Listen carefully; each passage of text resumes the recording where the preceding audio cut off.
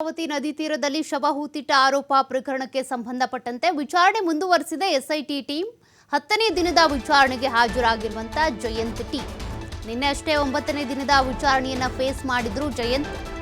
ಬೆಳ್ತಂಗಡಿಯ SIT ಕಚೇರಿಯಲ್ಲಿ ವಿಚಾರಣೆ ಮುಂದುವರಿತಾ ಇದೆ. ಇವತ್ತು 10ನೇ ದಿನದ ವಿಚಾರಣೆ.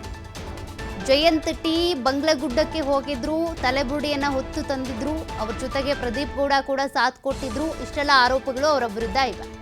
ಹೀಗಾಗಿ ಜಯಂತ್ ಟಿನ ನಿನ್ನೆ ಕೂಡ ವಿಚಾರಣೆಗೆ ಕರೆಸಿದ್ರು ಎಸ್ಐಟಿ ಅಧಿಕಾರಿಗಳು.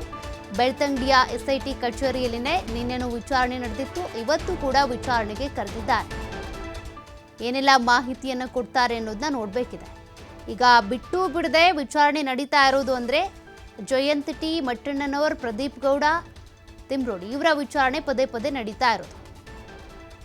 ವಿಚಾರಣೆಯ ಸಂದರ್ಭದಲ್ಲಿ ಇನ್ನೂ ಏನೆಲ್ಲ ಮಾಹಿತಿ ಸಿಗುತ್ತೆ ಅನ್ನೋದನ್ನ ಕಾಯಬೇಕಿದೆ. ಮತ್ತೊಂದು ಕಡೆ FSL ರಿಪೋರ್ಟ್ಗಳಿಗೂ ಕೂಡ ಅಧಿಕಾರಿಗಳು ಕಾಯ್ತಾ ಇದ್ದಾರೆ. ಆ ರಿಪೋರ್ಟ್ಗಳಲ್ಲಿ ಏನು ಸಿಗುತ್ತೆ ಮಾಹಿತಿ, ಏನಾದರೂ ಈ ಕೇಸಿಗೆ ಸಂಬಂಧಪಟ್ಟಂತೆ ಲೀಡ್ ಸಿಗಬಹುದಾ ಅಂತ. ಸದ್ಯ ಜಯಂತ್ ಟಿ ಬೆಳ್ತಂಗಡಿಯ SIT ಕಚೇರಿಗೆ ಹಾಜರಾಗಿರೋದು ವಿಚಾರಣೆ ಫೇಸ್ ಮಾಡೋದಕ್ಕೆ ಅಂತ.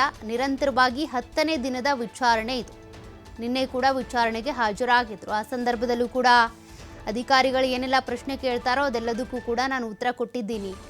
ನನಗೇನು ಅಧಿಕಾರಿಗಳು ಹೊಡೆಯೋದಿಲ್ಲ, ಬೈಯೋದಿಲ್ಲ. ಡ್ರಿಲ್ ಅಂದ ತಕ್ಷಣ ಕೆಲವರು ಹೊಡಿತಾರೆ ಬಡಿತಾರೆ ಅಂದ್ಕೊಂಡಿದ್ದಾರೆ. ಬಟ್ ಅದ್ಯಾವುದೂ ಇಲ್ಲ.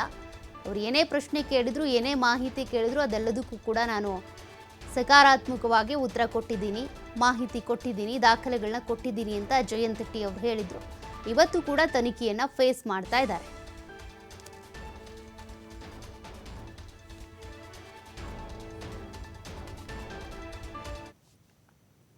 ಇನ್ನು ವಿಠಲ್ ಗೌಡ ಆಪ್ತ ಪ್ರದೀಪ್ನಿಂದ ಹೇಳಿಕೆ ದಾಖಲಾಗಿದೆ. ಬೆಳ್ತಂಗಡಿ ಕೋರ್ಟ್ನಲ್ಲಿ ಹೇಳಿಕೆ ದಾಖಲಿಸಿರುವಂತಹ ಪ್ರದೀಪ್ CRPC 164 ಅಡಿಯಲ್ಲಿ ಸಾಕ್ಷಿ ಹೇಳಿಕೆಯನ್ನ ಪಡ್ಕೊಂಡಿದ್ದಾರೆ. ಪ್ರದೀಪ್ ಕಾಡಿನಿಂದ ವಿಠಲಗೌಡನೇ ಬುರುಡೆ ತಂದಿದ್ದು ಅಂತ ಅವರೇ ಈಗ ಸ್ವತಃ ಹೇಳಿಕೆಯನ್ನ ದಾಖಲು ಮಾಡಿಕೊಂಡಿದ್ದಾರೆ. ಅಂದ್ರೆ ಅವರ ಹೇಳಿಕೆ ಕೊಟ್ಟಿದ್ದಾರೆ. ಬಂಗ್ಲಗುಡ್ಡ ಅರಣ್ಯದಿಂದ ಬುರುಡೆ ತಂದಿದ್ದು ವಿಠಲ್ ಹಾಗೂ ಪ್ರದೀಪ್, ಇವರಿಬ್ರು ಕೂಡ ಬಂಗ್ಲಗುಡ್ಡಕ್ಕೆ ಹೋಗಿ ಬುರುಡೆಯನ್ನ ತೆಗೆದುಕೊಂಡು ಬಂದಿದ್ರು.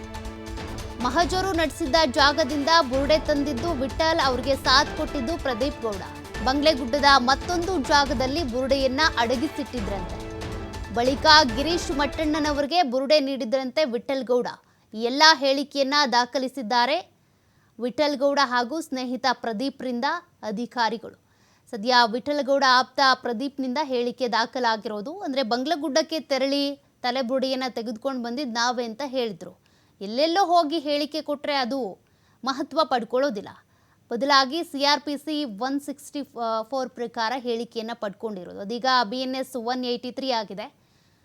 ಅದರ ಪ್ರಕಾರ ನ್ಯಾಯಾಲಯದಲ್ಲಿ ನ್ಯಾಯಾಧೀಶರ ಎದುರುಗಡೆ ಹೇಳಿಕೆಯನ್ನು ದಾಖಲು ಮಾಡಿಕೊಂಡಿರೋದು. ಯಾವತ್ತೂ ಕೂಡ ಇವರು ಉಲ್ಟಾ ಹೊಡೆದ್ರೂ ಅದಕ್ಕೆ ಸಾಕ್ಷಿಯಾಗಿ ನ್ಯಾಯಾಧೀಶರು ಇರ್ತಾರೆ. ಹಾಗಾಗಿ ಈ ಹೇಳಿಕೆಯನ್ನು ನ್ಯಾಯಾಧೀಶರ ಎದುರುಗಡೆ ವಿತ್ ವಿಡಿಯೋ ರೆಕಾರ್ಡ್ ಮಾಡಿಕೊಳ್ಳಲಾಗುತ್ತೆ. ಸದ್ಯ ಇವರು ಕೊಟ್ಟಿರುವಂಥ ಹೇಳಿಕೆ ಇವರಿಗೆ ಮುಳುವಾಗುತ್ತಾ, ಈ ಕೇಸ್ಗೆ ಲೀಡ್ ಆಗುತ್ತಾ, ಅದನ್ನು ನಾವು ಕಾದು ನೋಡಬೇಕಿದೆ.